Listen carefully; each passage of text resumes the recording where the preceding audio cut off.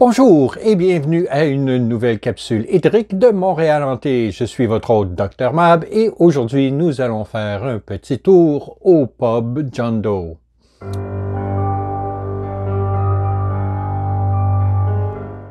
Avec plus de 200 cas de fantômes répertoriés, Montréal mérite sa réputation de ville la plus hantée d'Amérique du Nord.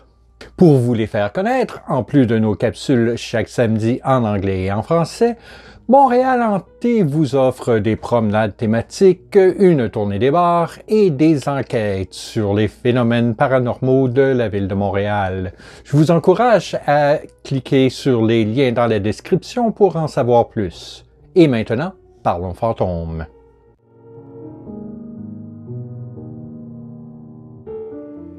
Le bar John Doe, jadis situé au 1238 de la rue Bishop, était un des nombreux pubs hantés de Montréal.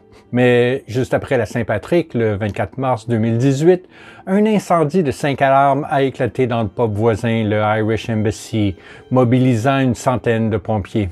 Malheureusement, le feu s'est propagé au John Doe.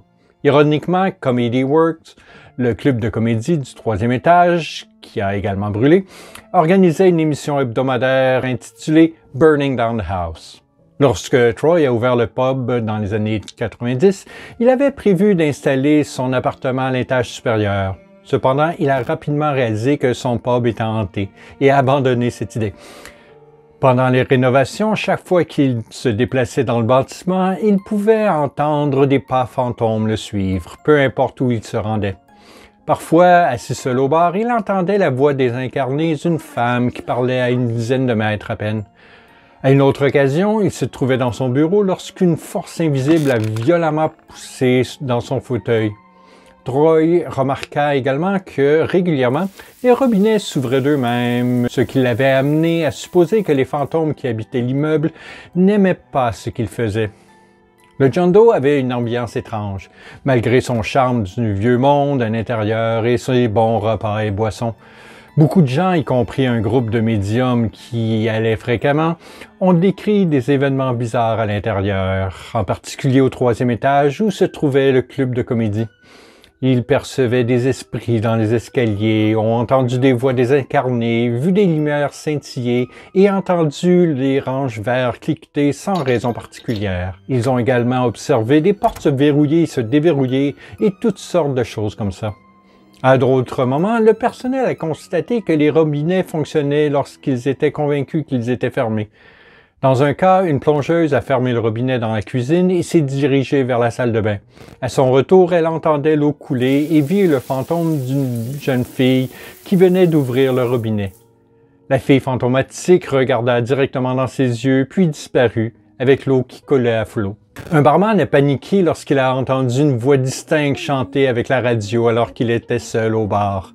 Un autre barman, Mike, a raconté ses péripéties alors qu'il entrait dans une salle de stockage pour chercher une boîte. Pour une raison quelconque, la porte s'est refermée derrière lui et la température a soudainement chuté. Il pouvait même voir son souffle. Effrayé, il s'est retourné, mais alors qu'il s'enfuyait, il a trébuché sur une boîte et est tombé en pleine face.